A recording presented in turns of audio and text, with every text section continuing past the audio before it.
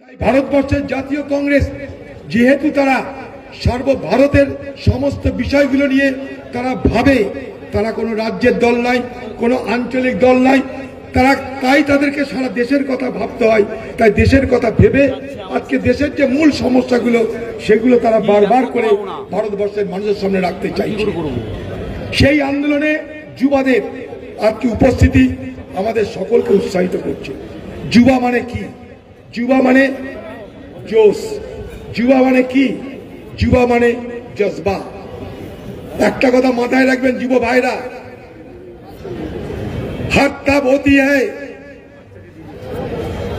जब हार को मान लिया जाता है, जीत तब होती है जब ठान लिया जाता है।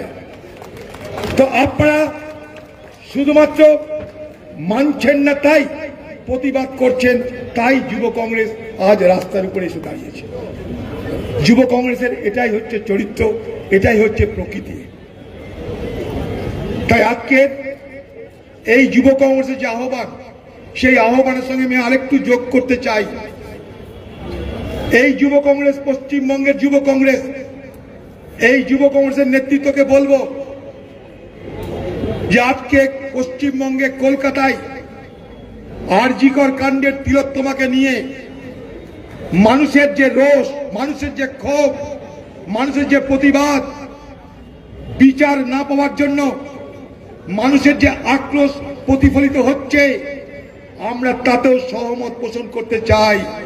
কারণ আমাদেরই ঘরের আরেকটা মেয়ে, সে হাসপাতালে চাকরিরত অবস্থায় ধর্ষিত এবং খুন হয়ে যায়, এবং সেই খুনকে আড়াল করার জন্য সারা পশ্চিমবঙ্গের সরকার যেভাবে কুৎসিত মদত করেছে, আমরা তাকে নিন্দা করতে চাই, তাকে ভর্ৎসনা করে প্রতিবাদ করতে চাই। লক্ষ্য করে দেখবেন, আরজিকর কাণ্ডের ঘটনার পর এই বাংলার মুখ্যমন্ত্রী বলেছিল 10 দিনের মধ্যে আমি সবকিছু বার করে দেব। সেদিন বাংলার মুখ্যমন্ত্রী বাংলার মানুষকে কথা দিয়েছিল, একজন ধরা পড়েছে, আরো 4-5 জন এক সপ্তাহের মধ্যে ধরা পড়বে। আজ বাংলার মুখ্যমন্ত্রী কি বলছেন? সেদিন আপনারা এটাও দেখেছেন, যখন সারা বাংলা সেই বাংলার মানুষের ক্ষোভকে দুর্বল করে দেওয়ার জন্য সরকারের মুখ্যমন্ত্রী, সরকারের পুলিশ, আমরা দেখেছি এটা। তার একটাই কারণ, প্রতিবাদের তীব্রতা যাতে কমে যায়। কিন্তু যে মুহূর্তে আদালতের কাছে জামিন পাচ্ছে অপরাধীরা, তখন বাংলার মুখ্যমন্ত্রী কিন্তু আর বলছে না আমি অপরাধীদের বিচার চাই, অপরাধীদের সাজা চাই। লক্ষ্য করে দেখবেন, সেদিন বলেছিল বিচার চাই, আজ দিদি বিচার চাওয়ার কথা বলছে না, বড় উল্টো হচ্ছে। তৃণমূলের নেতা নেত্রীরা প্রতিদিন তারা ডিফেন্ড করছে, কি বলে যে কলকাতা পুলিশকে তো দায়িত্ব দেওয়া হয়নি, তাই কলকাতা পুলিশ কিছু যায় আসে না, সিবিআই পারেনি, তোমরা সিবিআই কাছে বুঝে নাও। এটা কোনো সরকারের যুক্তি হতে পারে? এটা কোনো সরকারের যুক্তি হতে পারে? আপনার যে ঘটনা, আপনার যে ধর্ষণ, আপনার যে খুন, এক বৃহৎ চক্রান্ত, আপনি সব জেনে শুনে চুপ করে থাকবেন, সমস্ত দায়ী দায়িত্ব ঝেড়ে ফেলতে চাইবেন, কারণ সিবিআই তদন্ত করছে। এই অজুহাতে, এই অজুহাতে আপনি আপনার রাজ্যের একটা অন্যায়কে, একটা পাপকে, একটা হত্যাকে, একটা খুনকে আপনি অবজ্ঞা করতে চাইছেন কেন?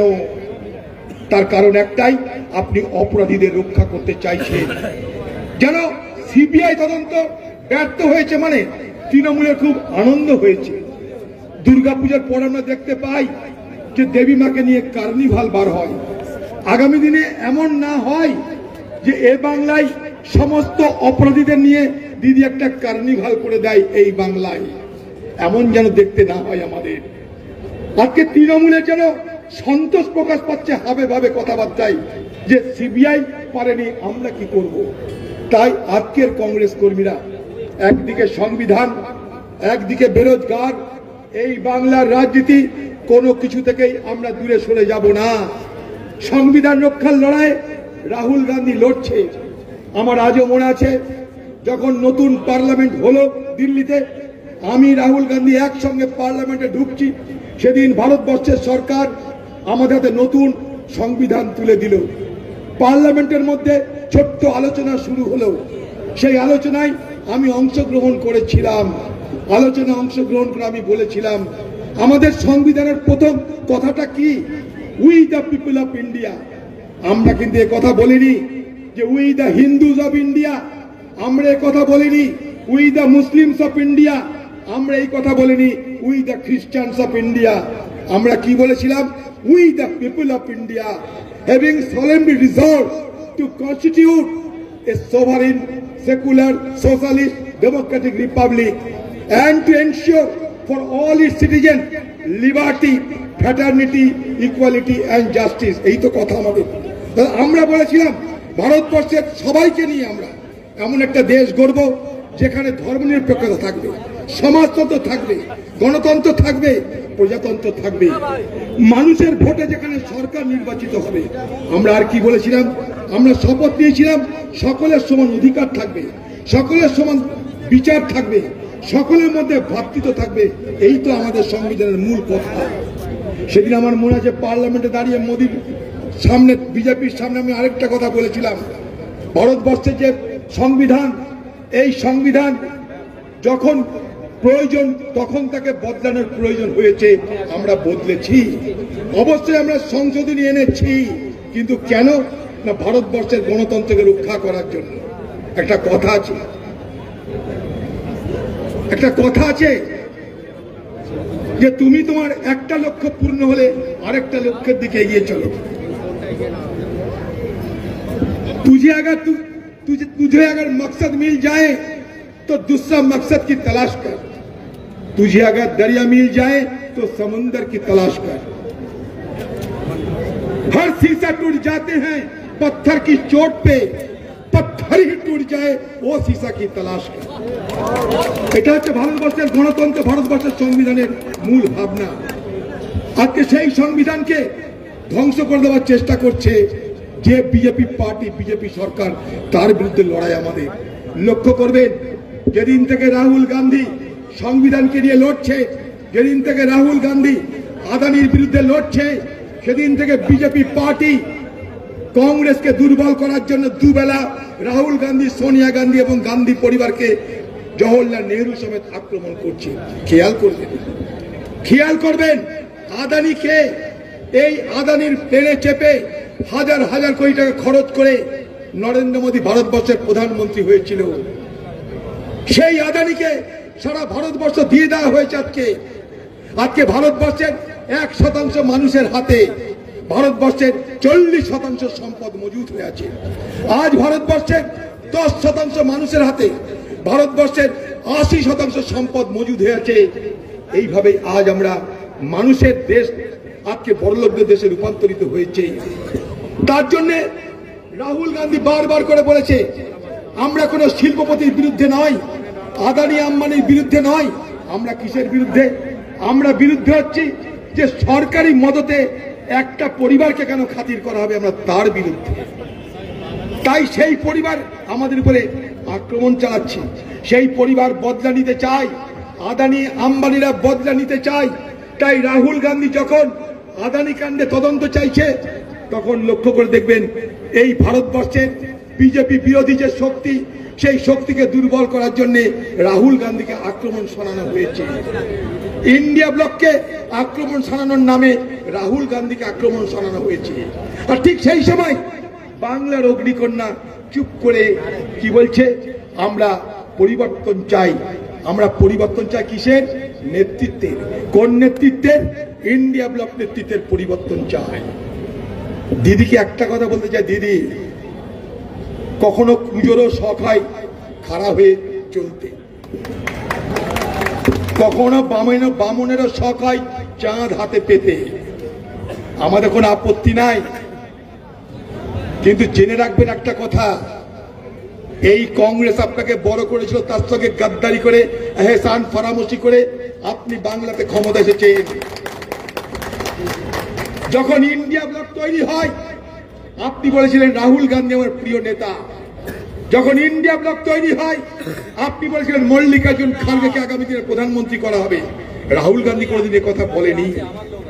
আজকে যখন মোদী আক্রমণ করছে, বিজেপি আক্রমণ করছে দিন রাত রাহুল গান্ধীকে এবং তার পরিবারকে, যখন আদানিদের উস্কানিতে আদানিদের বিরোধিতা করার কারণে কংগ্রেসকে আক্রমণ তীব্র থেকে তীব্রতর হচ্ছে, তখন কোন জাদু বলে, কোন মন্ত্রে বাংলার মুখ্যমন্ত্রী আপনি আদানির দালালি করা শুরু করলেন? তাজপুর বন্দর পাবেন বলে আজকে আদানিরা যখন আক্রমণ করছে, যখন মোদির মাধ্যমে আদানিরা যখন আক্রমণ করছে রাহুল গান্ধীর বিরুদ্ধে, কংগ্রেসের বিরুদ্ধে, ইন্ডিয়া জোট একটা প্রতিপক্ষ জোট যারা এবারের ভারতবর্ষের নির্বাচনে এক অভূতপূর্ব সাফল্য অর্জন করেছে। মোদী এবং বিজেপির দুশ্চিন্তা বাড়িয়েছে। সেই সময় আপনি আদানির পক্ষ অবলম্বন করে আপনি এবং আরো কেউ রাহুল গান্ধীকে অবজ্ঞা করো, রাহুল গান্ধীকে অস্বীকার করো, তার মাধ্যমে ইন্ডিয়া ব্লককে দুর্বল করবার ষড়যন্ত্রের খেলা খেলছেন। তাই এলাকার মানুষ, এই এলাকার মানুষ আপনারা লড়াই করছেন ন্যায়ের জন্য। সেই ন্যায় এখানে পাওয়া যায় না। এখানকার বেকার যুবকরা চাকরির জন্য আন্দোলন করছে, রাজভবনে গিয়ে অনেকে এতক্ষণ চলে গেছে, থানাতে গ্রেপ্তার হয়ে গেছে, অনেকে গ্রেপ্তার হয়ে গেছে। আপনারাও গ্রেপ্তার হতে হবে হয়তো খানিকক্ষণ পর, কিন্তু সত্য তো সত্য থাকবেই। আজকে পশ্চিমবঙ্গে আজকে আমি যখন আসছিলাম এখানটায়, তখন একটা জায়গায় দেখছিলাম লেখা রয়েছে বাংলার সেরা মুখ্যমন্ত্রী মমতা ব্যানার্জি। বাংলার সেরা মুখ্যমন্ত্রী মমতা ব্যানার্জি, আপনাকে সেরা হবার সুযোগ দিয়েছিল বাংলার মানুষ। এত ক্ষমতা, নিরঙ্কুশ ক্ষমতা এ বাংলায় আপনি ছাড়া কেউ অর্জন করেনি। এক সময় বিধানচন্দ্র রায় ছিল, সেদিন বাংলা পিছিয়ে ছিল, সেদিন মানুষ ব্যাংকের সুবিধা পায়নি, সেদিন আমাদের শিল্প, শিক্ষা, স্বাস্থ্য কিছু ছিল না, সেদিন বিধানচন্দ্র রায় দায়িত্ব নিয়েছিল। মনে করে দেখুন। আর আজ আপনি দায়িত্ব পেয়েছেন, পরপর 3 বারের মুখ্যমন্ত্রী হওয়ার সুযোগ পেয়েছেন। বলুন তো, একটা শিল্প করতে পেরেছেন মনে রাখার মতো? একটা কোনো কাজ করতে পেরেছেন মনে রাখার মতো? বিধানচন্দ্র রায় দুর্গাপুর করেছিল, বিধানচন্দ্র রায় ডিভিসি করেছিল, বিধানচন্দ্র রায় খড়গপুর করেছিল, বিধানচন্দ্র রায় উত্তরবঙ্গ বিশ্ববিদ্যালয় করেছিল, বিধানচন্দ্র রায় কৃষি বিশ্ববিদ্যালয় করেছিল। তখন আমরা গরিব ছিলাম, আমাদের কিছু ছিল না। এদেশের ব্যাংক মানুষকে টাকা দিত না। আজ টাকার অভাব নেই, বিদেশি বিনিয়োগের অভাব নেই, কিন্তু আপনি একটা কাজ করতে পেরেছেন যার জন্য বাংলার মানুষ আপনাকে মনে রাখতে পারে। আপনি সেরা মুখ্যমন্ত্রী কি করে হলেন তাহলে? এই বাংলা বিধানচন্দ্র রায়ের আমলে জেনে রাখুন, সারা ভারতবর্ষে যত সম্পদ তৈরি হতো 10.5% সম্পদের মালিক ছিল। আজ আপনার নেতৃত্বে এই বাংলা সেই 10.5 থেকে নেমে 5.5% চলে এসছে। একদিন ভারতবর্ষের মানুষের মাথা পিছু যত গড় আয় ছিল, তার থেকে বাংলা 127% এগিয়ে ছিল। আজ ভারতবর্ষের মানুষের যে গড় আয়, সেখান থেকে বাংলা 83% পিছিয়ে গেল। আমরা গরিব হয়ে গেলাম, মাথা পিছু মানুষের আয় কমে গেল, আমাদের শিল্প শেষ হয়ে গেল। এই রাজ্যে কোনো শিল্প হয়নি। এই রাজ্যের শিল্পকে গুজরাট, মহারাষ্ট্র, তামিলনাড়ু নিয়ে চলে যায়। আজকে ভারতবর্ষের 5টা রাজ্য, দক্ষিণের 5টা রাজ্য এক এক করে বলছি, তেলেঙ্গানা, কর্ণাটক, তামিলনাড়ু, তারা সবাই, মহারাষ্ট্র, তারা পরপর সব এগিয়ে চলেছে, আমরা পিছনের সারিতে। আপনি এখন কি বলবেন? আপনি বলবেন আপনি তো লক্ষ্মীর ভান্ডার দিচ্ছি, আমি তো আবাস যোজনার টাকা দিচ্ছি। জেনে রাখুন, আমি কয়েকদিন আগে ঝাড়খণ্ডে ভোট করে এসেছি, সেখানে আমাদের বোন আম্বাও আছে, সেখানটা আমাদের সরকার, জেএমএম এবং কংগ্রেসের সরকার। সেখানে প্রত্যেকটা মহিলাকে প্রতি মাসে দেওয়া হয় কত জানেন? 2,500 টাকা। সেখানে 200 ইউনিট বিদ্যুৎ মুফতে দেওয়া হয়। সেখানে একটা কৃষক 1 কুইন্টাল ধান বেচে 3200 টাকা কুইন্টালে। চলে যান কংগ্রেস শাসিত রাজ্য তেলেঙ্গানা, সেখানে একটা পরিবারকে গৃহ নির্মাণের জন্য টাকা দেওয়া হয় 5 লাখ। চলে যান কর্ণাটক, সেখানে একটা গরিব পরিবারকে গৃহ নির্মাণের জন্য দেওয়া হয় 3.5 লাখ। আরো কি কি দেওয়া হয় জানেন? বেকার ভাতা দেওয়া হয়। আজকে কর্ণাটকে বেকার ভাতা দেওয়া হয় যারা ডিগ্রিধারী 3000, যারা ডিগ্রি নাই ডিপ্লোমাধারী 1500। চলে যান তেলেঙ্গানা, সেখানে বেকারদের সাহায্য করা হয়, সেখানটা একটা বেকারকে প্রতি মাসে দেওয়া হয় 3016 টাকা করে। বলুন আগামী দিনে এ বাংলার যুবক দাবি করবে এ বাংলায় বেকার ভাতা চালু হোক। আগামী দিনে বাংলার যুবক দাবি করবে আমাদের ঘরের মা বোনেদের লক্ষ্মীর ভান্ডারের টাকা বাড়িয়ে 2500 করা হোক। যদি ঝাড়খণ্ড পারে আমরা কেন পারবো না? যদি কর্ণাটক পারে আমরা কেন পারবো না? যদি তেলেঙ্গানা পারে আমরা কেন পারবো না? আজকে দিদি কথায় কথা বলে আমাকে টাকা দিচ্ছে না, কেন্দ্র কাঁদছে। টাকা যদি না দেয়, সুপ্রিম কোর্টে যান। পাশের রাজ্য ঝাড়খণ্ডের মুখ্যমন্ত্রী, সেই ঝাড়খণ্ড রাজ্যকে 1,43,000 কোটি টাকা বঞ্চিত করেছিল নরেন্দ্র মোদীর সরকার। সুপ্রিম কোর্ট চলে গেছে আদায় করার জন্য। আমরা কেন যাচ্ছি না? এ তো আপনার টাকা নয়। আপনি ঘরের টাকা দিয়ে কেন মানুষকে খাতি করতে যাবেন?